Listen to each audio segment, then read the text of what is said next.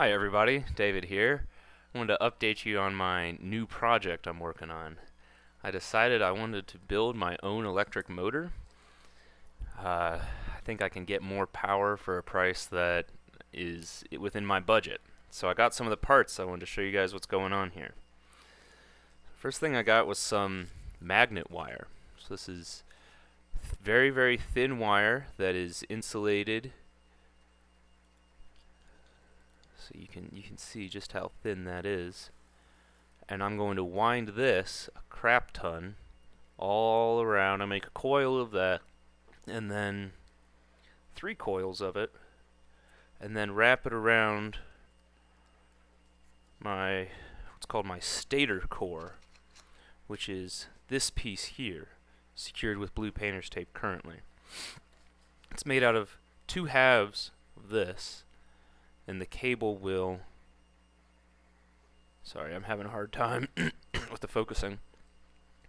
And the cable here will loop around this a bunch.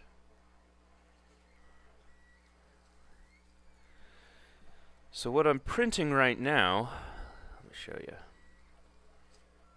On the 3D printer right here. You can't see, but I'm printing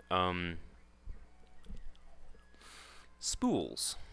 I'm printing spools to hang my or to coil my cables of wire around, and then these are designed to fit nicely through my stator core as I do my winding. So that's the exciting part of this project. I've got a few more parts to print.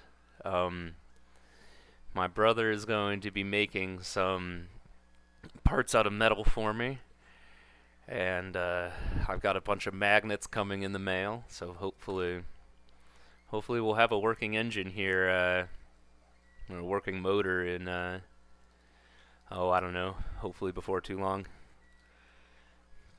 Alrighty, hopefully I'll have a stator core for you guys to see later today too. Thank you. Have a good one.